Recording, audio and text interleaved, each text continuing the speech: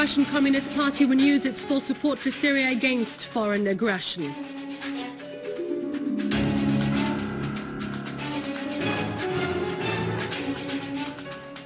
Units of the Syrian Arab Army destroyed terrorist hideouts and crushed their groups in various areas.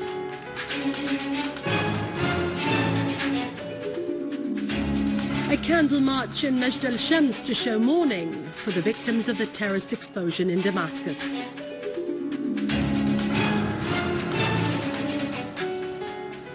The terrorist Abdelhadi Mohammad al-Khalif admits his participation in the destruction of al-Qseir hospital through explosives buried in a tunnel under it.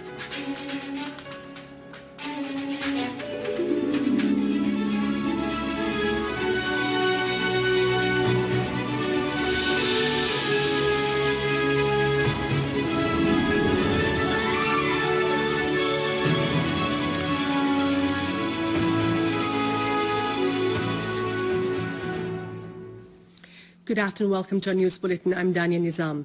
Members of the Syrian community in Sweden strongly condemned the terrorist blast in Damascus last Thursday.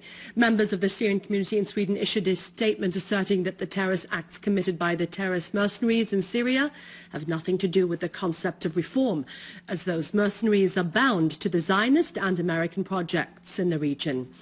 Members of the Syrian community in Sweden expressed their confidence that security and stability will return to Syria due to the steadfastness of the honest Syrians inside the country and abroad, and to their support of their leadership and the Syrian Arab Army. The statement added that the terrorist blast that took place in Damascus last Thursday aims at shattering the political program which was recently outlined by President Bashar al-Assad. The blast indicates the bankruptcy of the Zio-American scheme, which aims to undermine Syria's unity, security and stability. Members of the Syrian community in Sweden asserted that the blood of the Syrian innocent victims is a witness of the brutality of Syria's enemies, and it is a proof of their desperation of objecting the Syrian people.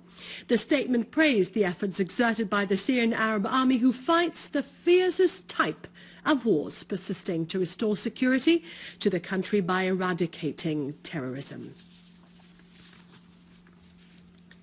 In Aleppo city, the terrorist groups left behind huge destruction in the old city, especially in al-Zahrawi and Sweqa neighborhoods. And our news team accompanied the Syrian Arab Army units, witnessing the huge damages in the private and public properties that left the neighborhoods totally destroyed, making them in need for great reconstruction as there is wide-scale material damage. Meanwhile, the armed fighters, including the Nusra Front, are feeling choked, and out of desperation, they started destroying homes and shelling the area in a random way.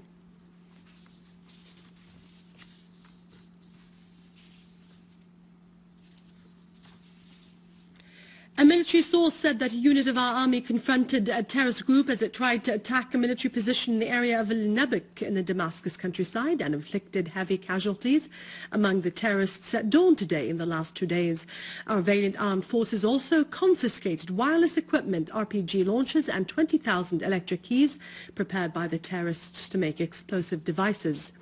In Adra, a unit of our army inflicted heavy casualties among terrorists who committed crimes of murder, plunder, and captured a number of their criminals. In Idlib, a Syrian Arab Army unit clashed with terrorist groups in various villages in the countryside and on various crossroads and highways, killing and wounding many of them and destroying their tools and equipment. In the Homs countryside, a unit of our army foiled an attempt by terrorist groups to infiltrate into Syria from Lebanese territory through the Tel Kelach countryside. The terrorists used machine guns and rocket missiles against the border guards and the inhabitants of various Syrian villages in the area. They were confronted by our army, which killed and wounded several of them, while the rest took to their heels back into Lebanon. The terrorist Abdelhadi Mohammad al-Khalif admitted that he joined terrorists who destroyed the national hospital in al-Qseir in the Homs countryside. They used explosive devices, planting them in a tunnel they dug under the hospital. The explosion led to the death and the wounding of a number of nurses and medical personnel.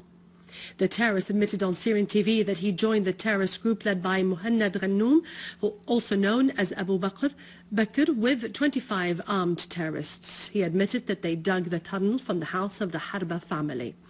The tunnel was nearly 300 meters long. Then the terrorist group planted mines and explosive devices which they detonated through remote control. At the same time, 2 terrorist groups attacked the hospital. They also kidnapped and tortured 20 people from the villages of al-Aqrabiya and al-Ghassaniya. They killed one of them and stole 2 large vehicles at the crossroads Abul. He admitted that his gang got weapons and money from a person called Dabba Ghannoum and his 2 sons, who brought the money and weapons from Lebanon.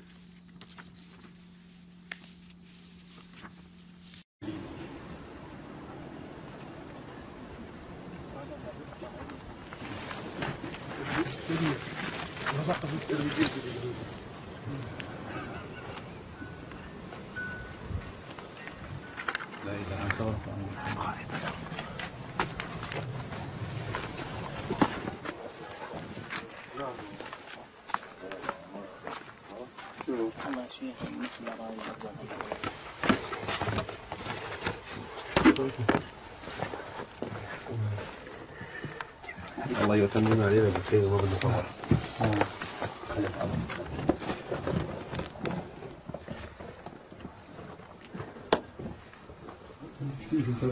حمص القصير مشروع كتاب الفاروق في الحفر تحت المشفى الوطني، حفر النفق تحت المشفى الوطني والتجهيز لتفجير ضخم تحت المشفى المحتل من قبل عصابات الأسد. سلام. موافقة باستسقاط كتاب الفاروق القصير يشرف على العمل بنفسه.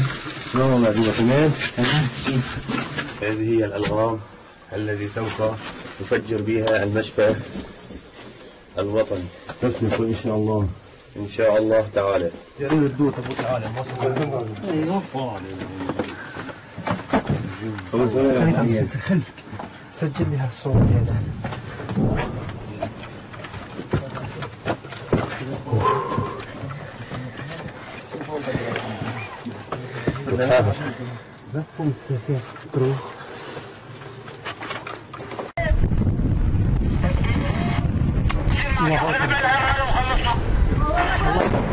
الله أكبر.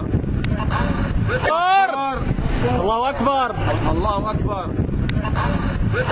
3/9/2012 تفجير المشفى الوطني الذي أصبح ثكنة عسكرية للجيش. The square of Sultan al-Atrash in the village of Majd al-Shams in occupied Golan witnessed a candle march in mourning of the victims of the recent terrorist explosion that took place in al-Mazra'ah neighborhood in Damascus. The people of the occupied Golan also denounced the terrorist bombing, stressing that such heinous acts express the bankruptcy of the terrorists and their supporters and their failure to achieve the goals of the conspiracy being hatched against Syria. They affirm that such acts will neither affect the Syrians nor their determination to achieve the comprehensive national reconciliation and go ahead with the reform process.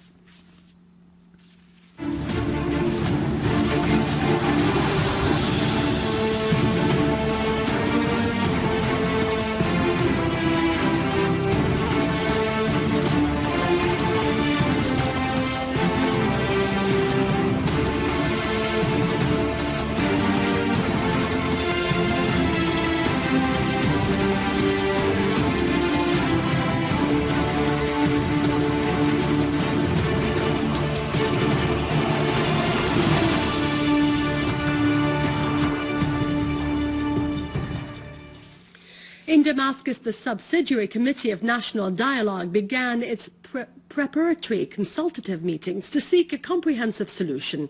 The committee met a delegation of teachers who stressed the importance of facilities to carry out dialogue in schools and to enable students to take part in the cultural activities of their community. The committee also met a delegation of the Women's Union who stressed the importance of women's participation in the dialogue, which should enter every house. Dr. Bishr Sabban, governor of Damascus, also stressed the necessity of holding dialogues with various sectors and specters of society in order to attain a better future for Syria. The meetings are expected to continue in Damascus for the coming few days to include all social activities. In al-Suwaida, the subsidiary committee of dialogue held a meeting with the Party of the Popular Will and listened to proposals about the dialogue mechanisms. Members of the party called for the dialogue to deal with the law of elections, the economic situation, and giving freedom to all forces under the ceiling of the homeland. The national information media should present the views of all Syrians. The meeting also included the organizations of doctors, dentists, and educational personnel, discussing with them the implementation of the political program of national dialogue to solve the crisis in Syria. The Suwaida Governor Atif al-Nadaf asserted that the committee did not ignore anybody. Members of the trade union stressed the importance of protecting the interests of all citizens, expressing the aspirations of the people and bringing to account all the corrupt persons who traded in crisis for selfish purposes. Representative of the Conference of the Communist Party of Federal Russia approved a communique expressing full support for the official authorities in Syria. They called upon the Russian leadership to give strong political and material support to Syria to enable it to repulse foreign aggression. They asserted that the West was exerting all efforts to bring down the Syrian system through gangs of rented terrorists and mercenaries recruited to serve the Western agendas.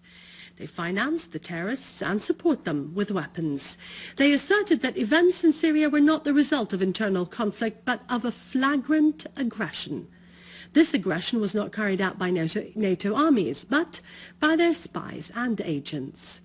The Russian communists asserted that the West was showing unprecedented hypocrisy, claiming to be combating international terrorism, but at the same time, the West utilized the most abominable terrorist organization to destroy Syria.